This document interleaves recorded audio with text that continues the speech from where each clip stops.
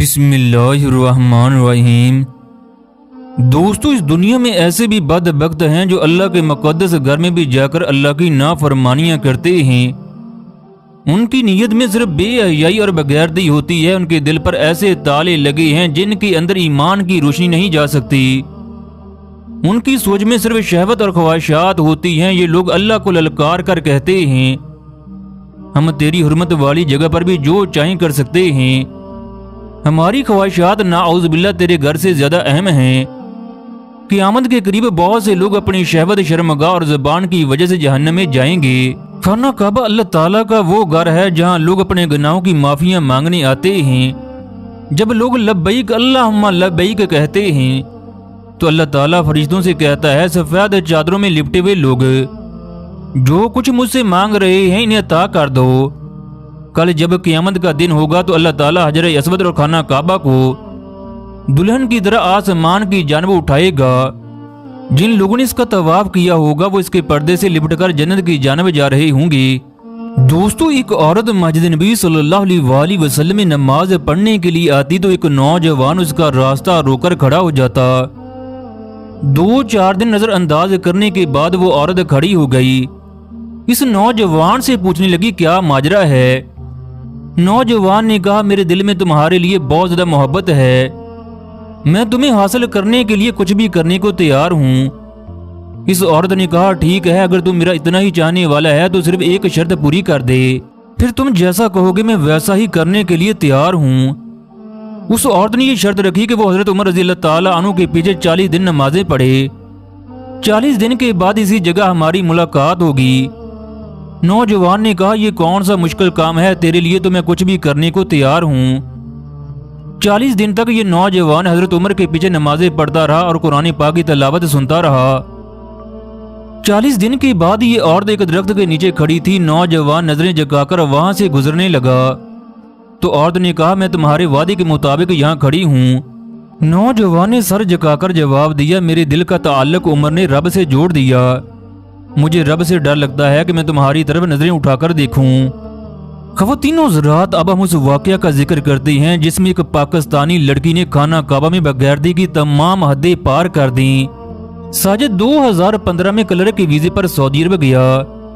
इस नौजवान की एक लड़की से दोस्ती हो गई जिसका नाम महरीन था।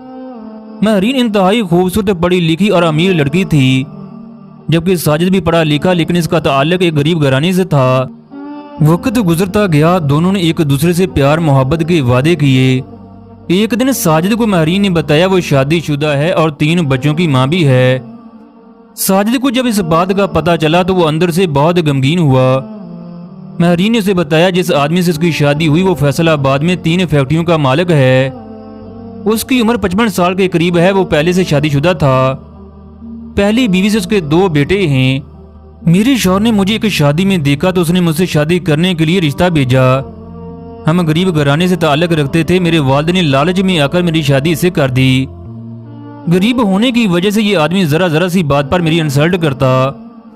मैंने कई दफा जिंदगी के खात्मे की कोशिश की, मगर हर बार बच्चों की वजह से मुझे यह इरादा मुलतवी करना पड़ता।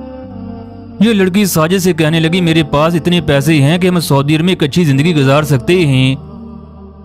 ये लड़की पाकिस्तान से सऊदी अरब में साजिद के लिए बड़े बड़े गिफ्ट भेजती, मगर साजिद इसे इनकार करता कि खुदा के लिए मुझे गिफ्ट न भेजें। इसने कई दफा साजिद को पैसों की भी ऑफर की कि तुम्हें जितने भी पैसों की जरूरत है मुझे कहो, मैं देने के लिए तैयार हूं, मगर साजिद इनकार करता रहा।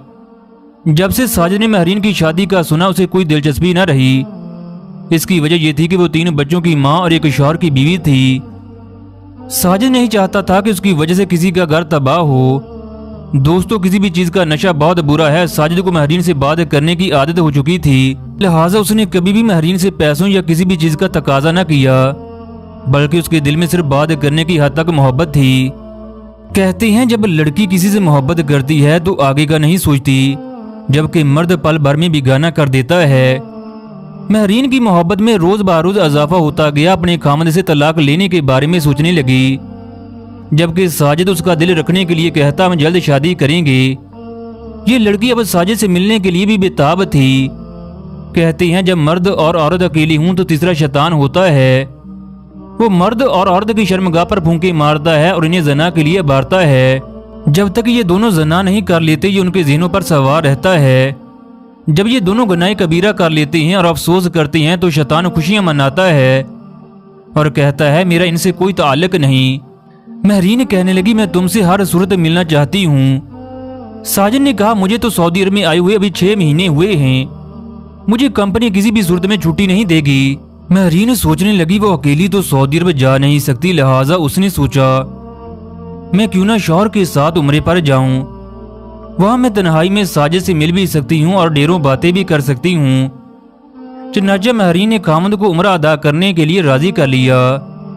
مہرین بہت خوش تھی کیونکہ عمرے کے ذریعے اس کی ملاقات ساجد سے ہونے والی تھی۔ مہرین اس کا خامد اور 3 بچے عمرہ ادا کرنے کے لیے سعودی عرب پہنچ گئے۔ مہرین نے مکہ مکرمہ میں پہنچ کر ساجد کو کال کی۔ ساجد نے اگلے ہی دن اس سے ملاقات کا وعدہ کیا۔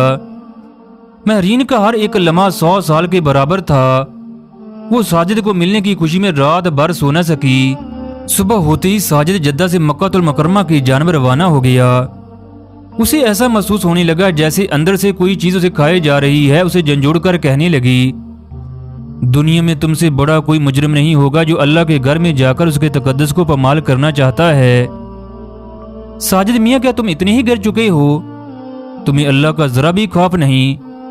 خانہ کعبہ تو وہ جگہ ہے جس کے اوپر ایک اور اللہ کا گھر ہے۔ تم اللہ کے دو گھروں کی بے حرمتی کرنے جا رہے ہو۔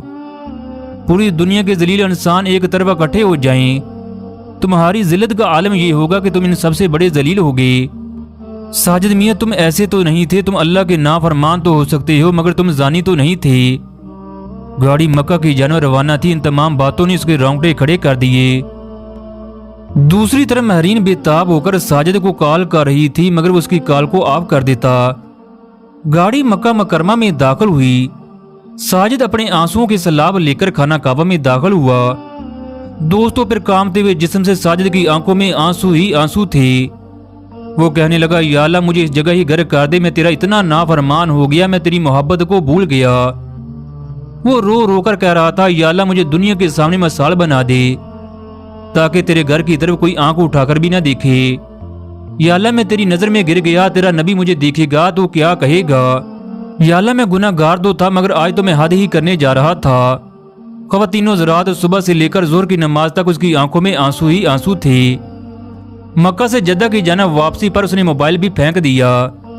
پھر اس نے جتنا بھی عرصہ سعودی عرب میں گزارا کسی دوسرے کے موبائل سے گھر والوں کو فون کرتا رہا۔ اس طرح یہ نوجوان اس لڑکی سے بن ملے مکہ سے جدہ واپس آ گیا۔ اس نوجوان نے سعودی میں 1 سال گزارنے کے بعد واپس آ کر اپنا کاروبار شروع کیا۔ اللہ نے برکت ڈالی، آج مہینے کا یہ 10 لاکھ روپے کما رہا ہے۔ وہ بات جو موبائل سے شروع ہوئی اللہ سے معافی مانگنے پر ختم ہوئی۔ پھر اللہ تعالی نے اس نوجوان کو بے تحاشا رزق سے نوازا۔ اندازے بیاں اگرچہ بہت شوق نہیں ہے، شاید کہ اتر جائے تیرے دل میں میری بات۔ خواتین و حضرات اگر آپ اس نوجوان کی جگہ ہوتے تو کیا کرتے؟ کمنٹ باکس میں لازمی اپنی رائے کا اظہار کرنا۔